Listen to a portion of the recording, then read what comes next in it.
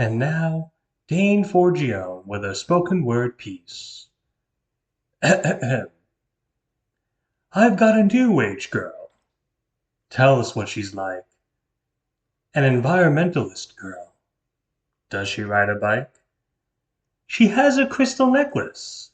Does she spend a lot of cash? Though her vibes are rather reckless, she's heading for a crash. On her flowing skirt is blowing in a transcendental wind, and she wonders without knowing, where did we begin? Mary Moon. She's a vegetarian. Mary Moon, Mary Moon, Mary Moon. Mary Moon will outlive all of the septuagenarians. Mary Moon, Mary Moon, Mary Moon. Oh, she loves me so, she hates to be alone. She don't eat meat, but she's sure like the bone.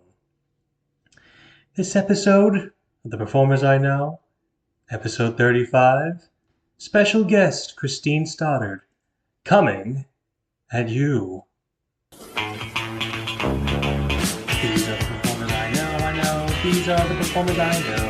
These are the performers I know, I know. These are performers I know.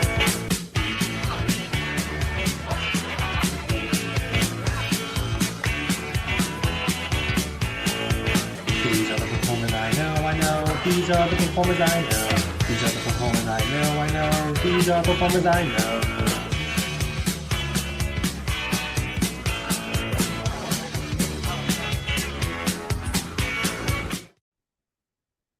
All right, everybody, welcome to another episode of The Performers I Know. This is episode number 35, brought to you by, I don't have a sponsor. I'm still looking for that sick YouTube money, but I'm sure it'll come eventually. This week, I'm very excited about this. This is a lady of all trades, a filmmaker, a actress.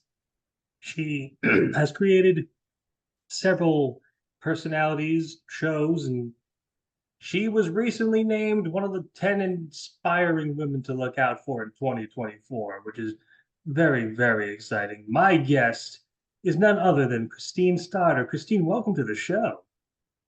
Thank you so much for having me. I'm excited to be here. I'm excited to have you excited. So, Yay! hey! So, once upon a time, actually about a month ago, well, a little inside baseball, folks.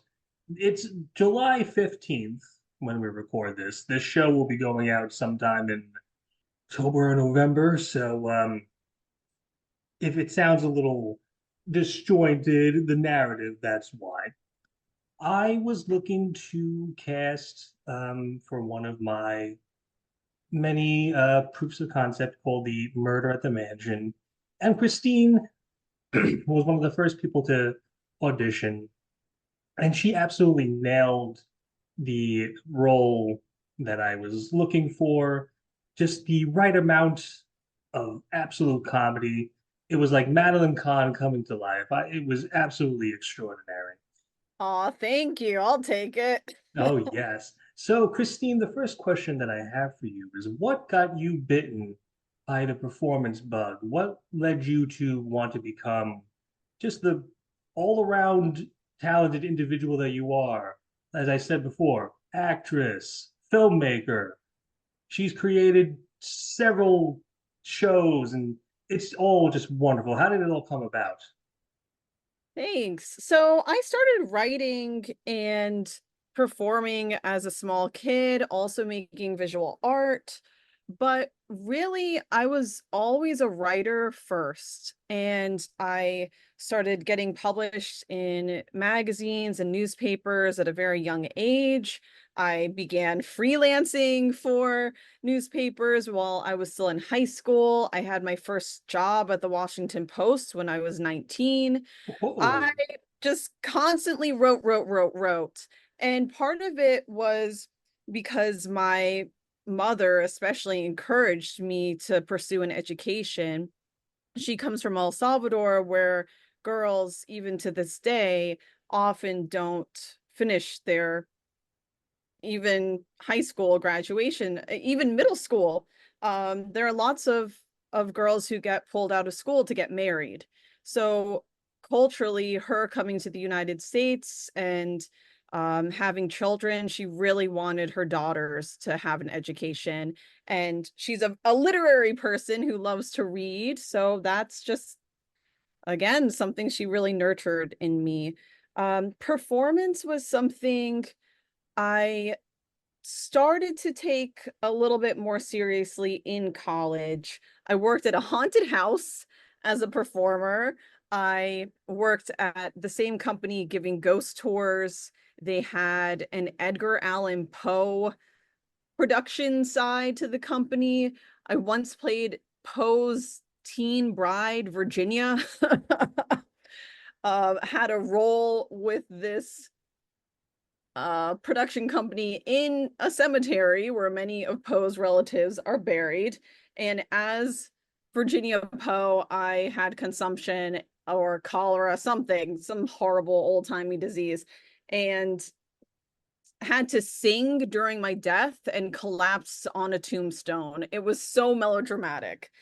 At the same time, I was working birthday parties as a clown, a princess. I worked at a dinner theater.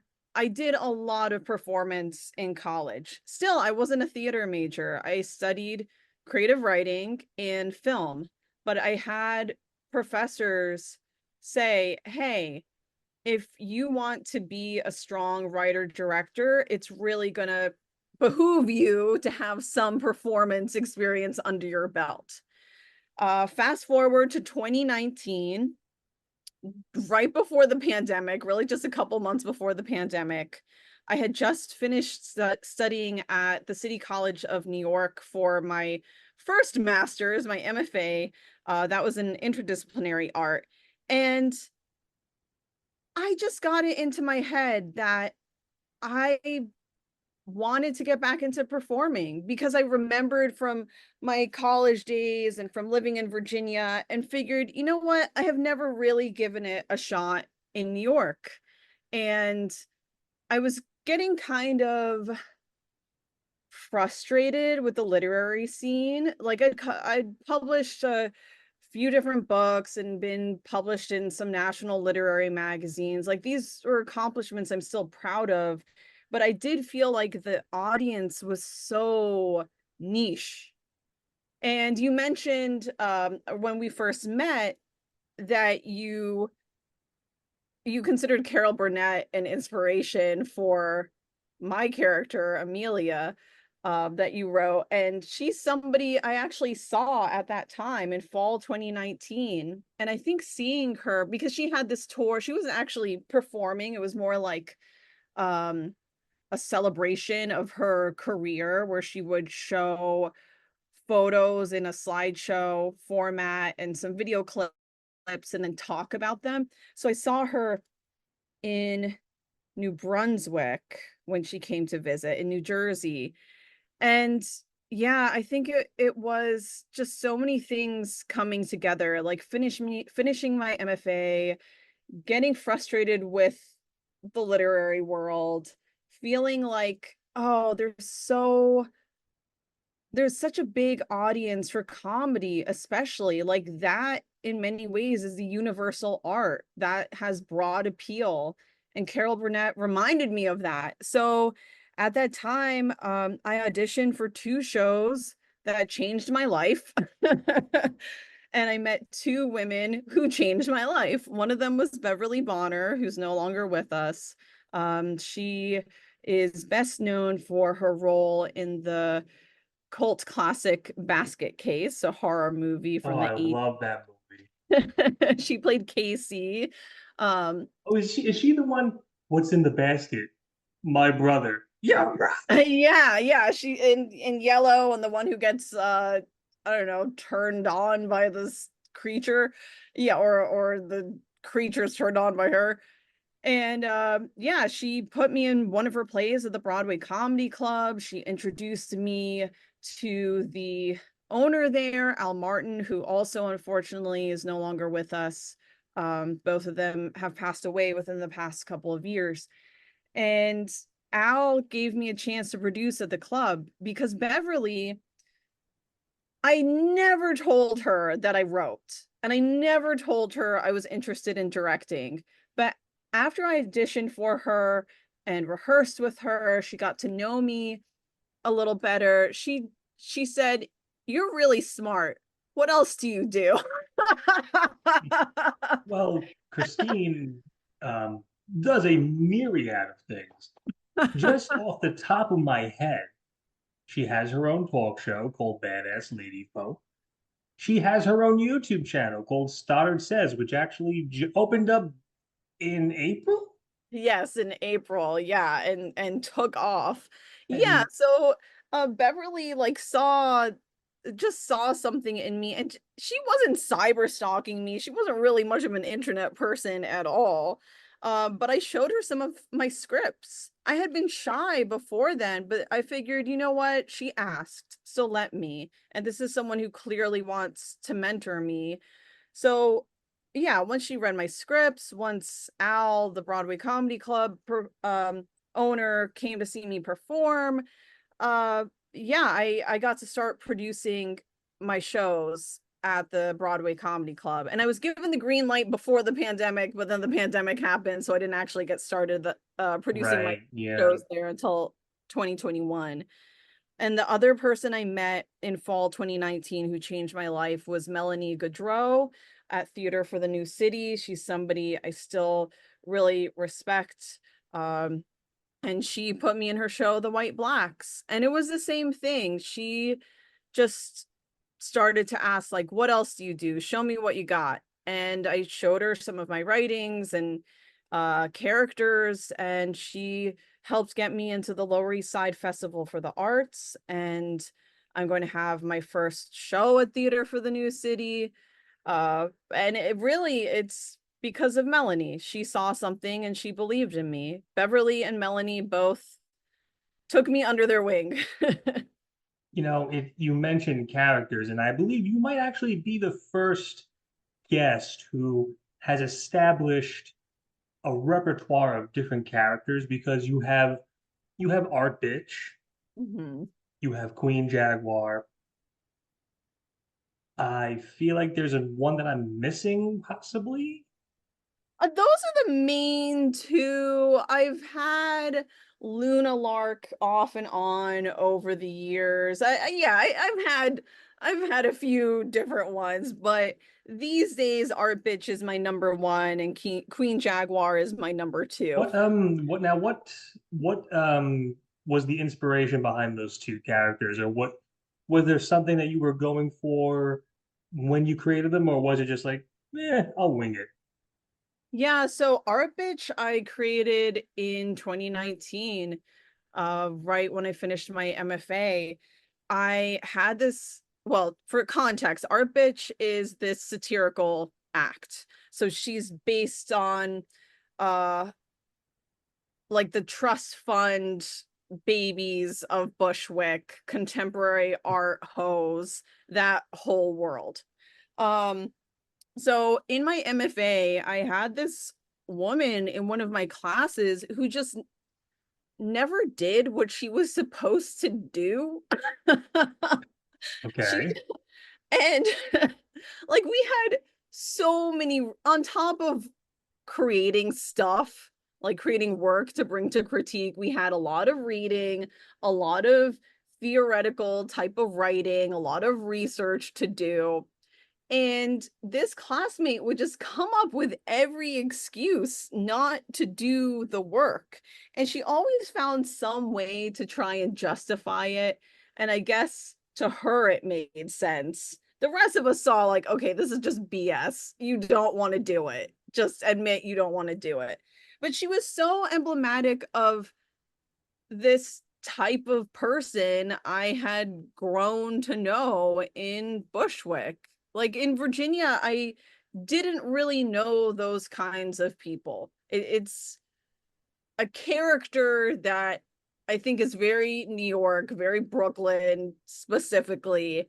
And Yeah, I think there's some people who just like to call themselves artists without actually making art. And that's why I made Art Bitch.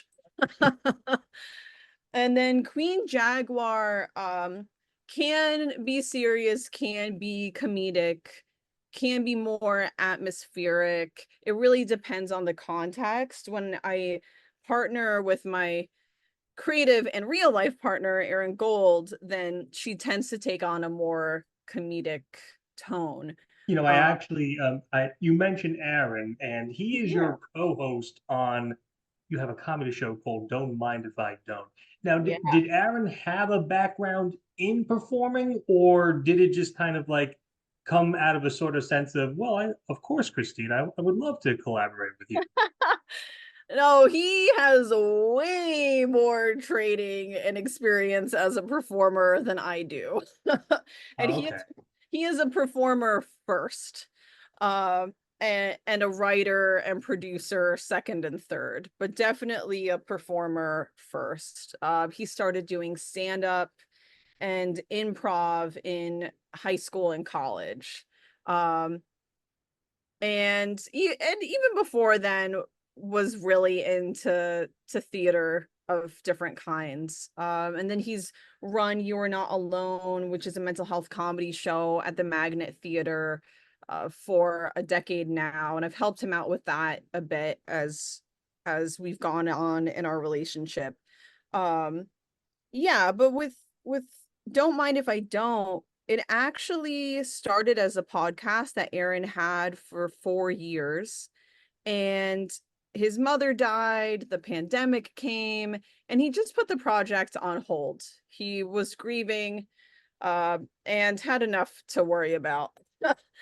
And then, yeah, in summer 2023, I had been mulling this over. I really, really had, thinking, because he had said, I want to bring back the podcast. I want to bring back the podcast. But doing a weekly show is so much work, blah, blah, blah, blah, blah.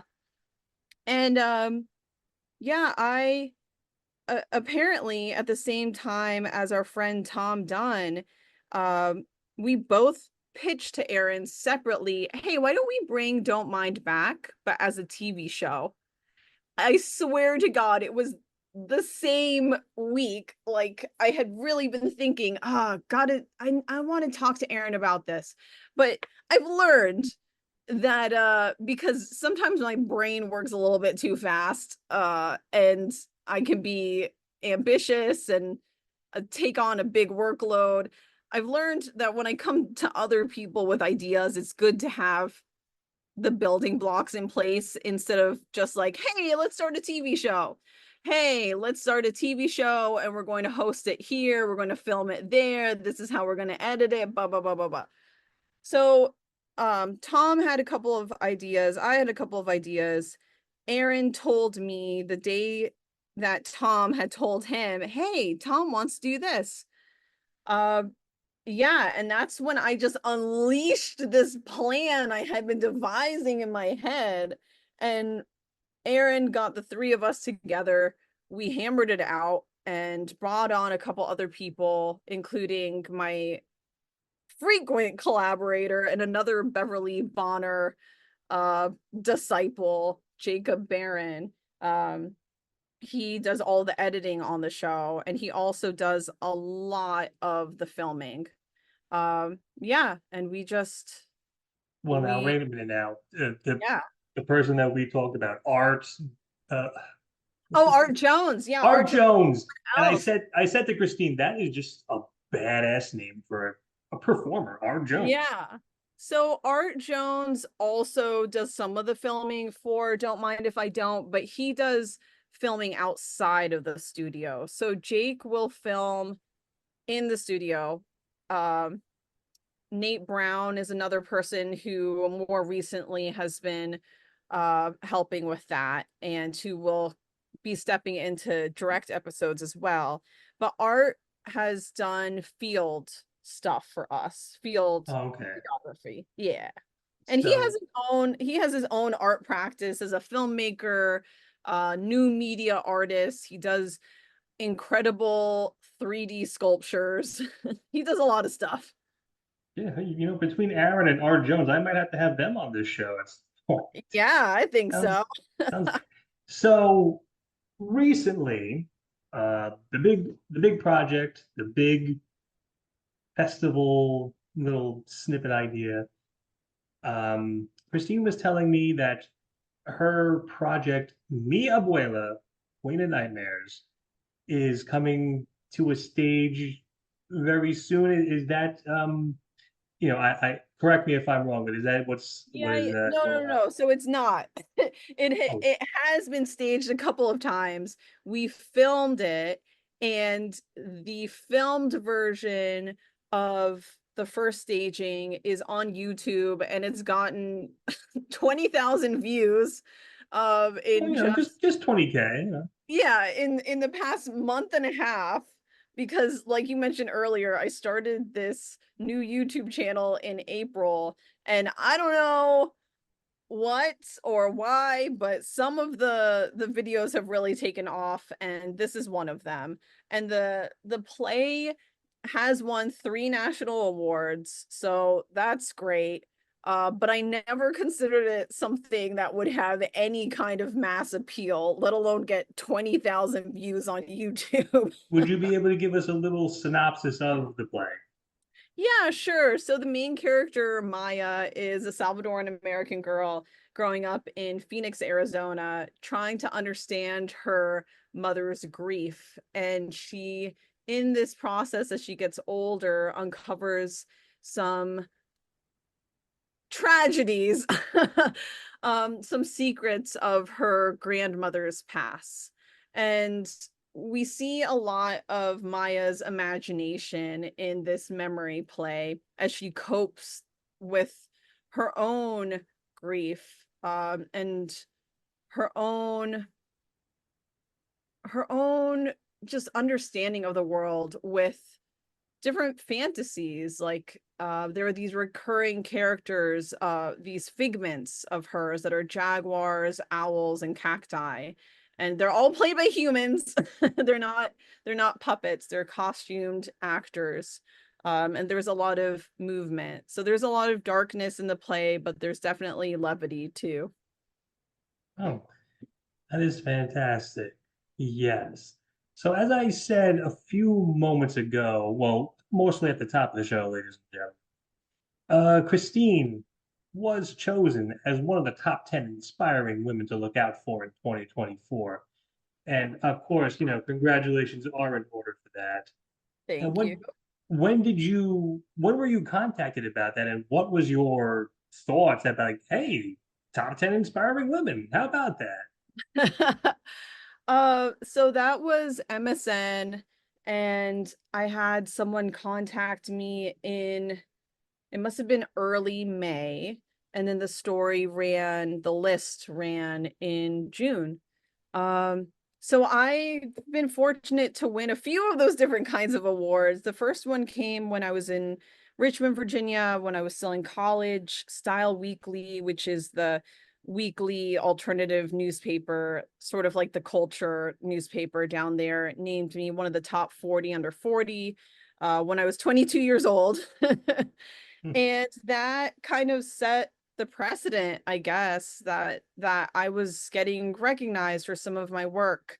Um, and fast forward to 2018, Ms. Magazine, Gloria Steinem's magazine, the feminist magazine, named me as Ms. Muse, which is a running feature they have for poets and artists. And in 2023, Brooklyn Magazine named me one of the top 50 most fascinating people in Brooklyn.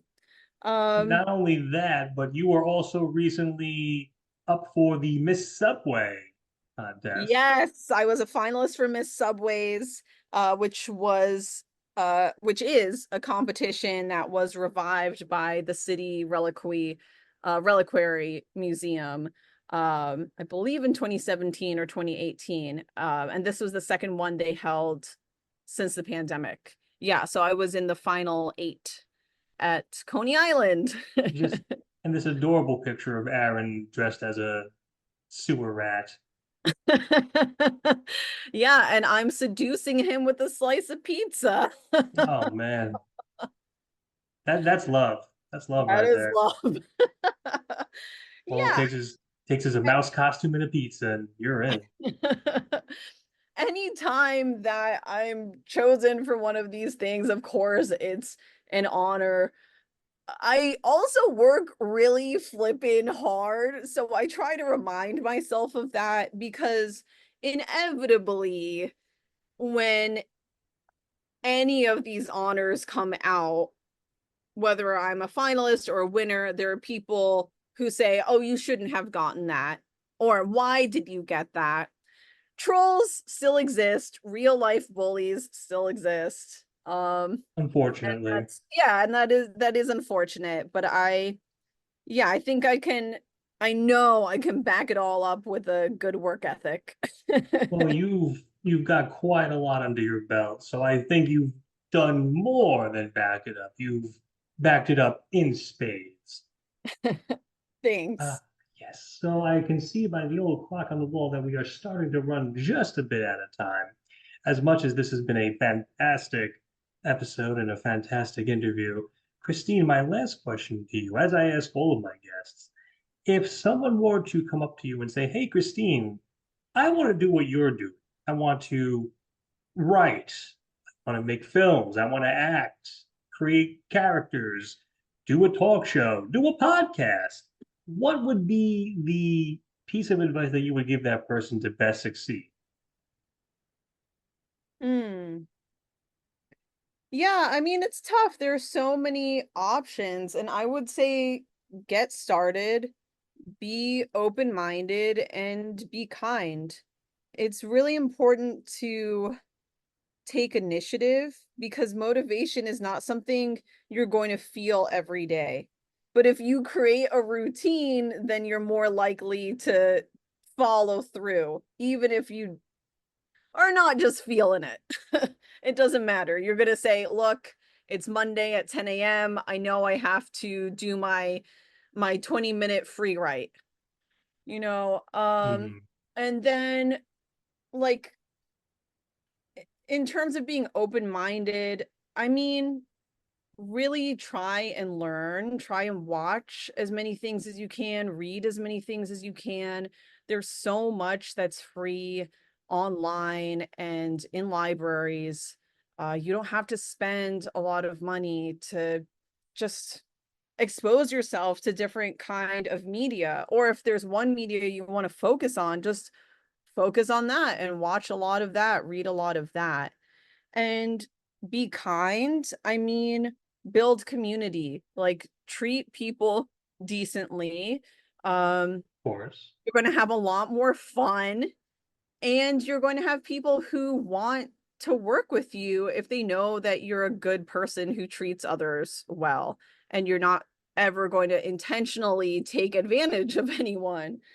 Um, and it just makes the whole process more enjoyable because it shouldn't be only about money, fame, exposure, whatever. It should be about the process, and part of that is connecting with other human beings, the human beings you're working with, and also the human beings who are your audience, your viewers, your readers. Um, yeah, don't let anything hold you back. And I know it's easy to say that, easy to hear that, but oftentimes we do create obstacles for ourselves just with negativity and self-doubt. And it doesn't have to be that way. Absolutely agreed. Well, as the outro music plays us out, I want to thank my guest, Christine Stoddard. Christine, thank you very much for being here. Yeah, thank you so much for having me. And we will see you all on the next episode. So long, everyone.